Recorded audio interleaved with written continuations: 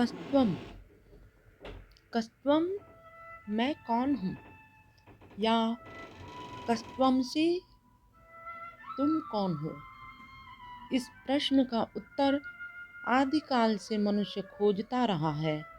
इस प्रश्न का प्रत्युत्तर प्रश्नकर्ता के दृष्टिकोण और उसके पीछे छिपे मनोभाव पर निर्भर करता है। भौतिक स्तर पर कोई अपने को मैं नरेश, रमेश, मनोज, गीता, मीरा आदि हूँ कहता है। कुछ अपने को पेशे अनुसार अपने को डॉक्टर, इंजीनियर, शिक्षक, अभिनेता आदि बताते हैं। कुछ लैंगिक तौर पर अपने को स्त्री, पुरुष आदि कहते हैं, तथा थोड़ा गंभीर होने पर कुछ कहते हैं यह मेरा शरीर है, मेरा मन है, मेरी आत्मा है।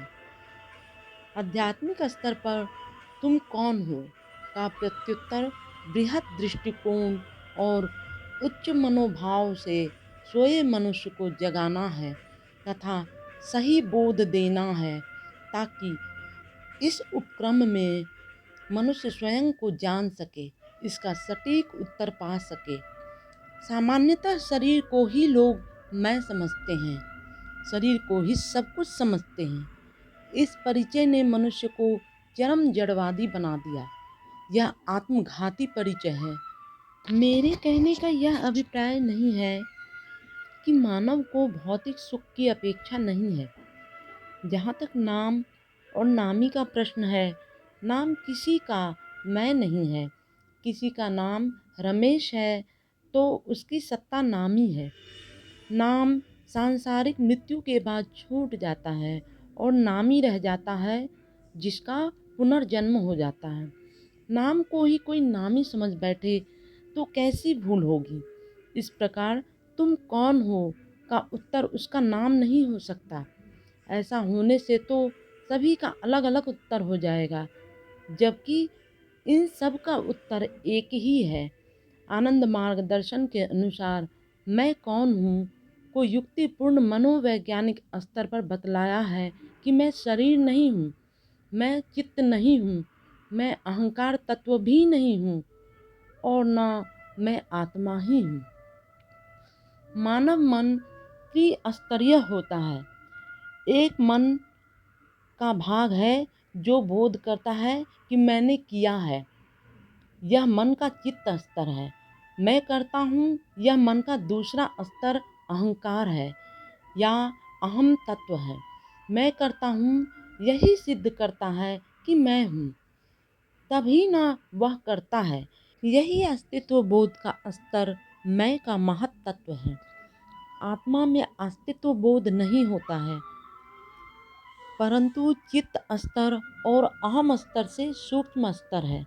कहा जा सकता है कि मन और आत्मा के मध्य ऐसी स्थिति लेकर है कि इसके उस पार आत्म तत्व है तो इस पार मानव स्तर है या मन का संसार है।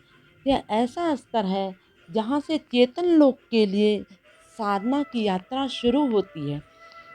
पूर्ण चैतन्य स्थिति का लाभ करना लक्ष्य है तो इसका अंतराल साधना पथ है।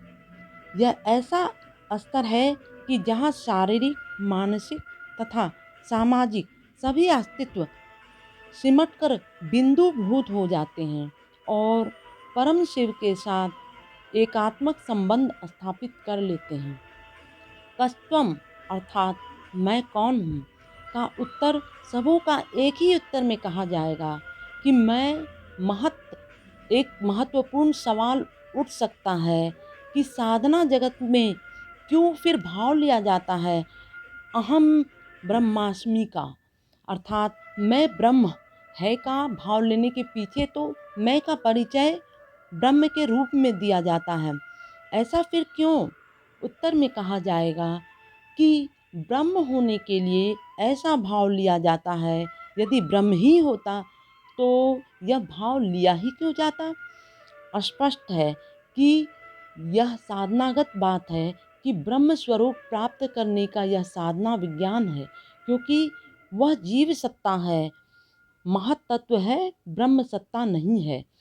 महत्तत्व चेतना की ही प्रकृतिबद्ध अवस्था है, जो ब्रह्म भाव के निरंतर अभ्यास से पुनः स्वरूपावस्था को प्राप्त कर लेता है।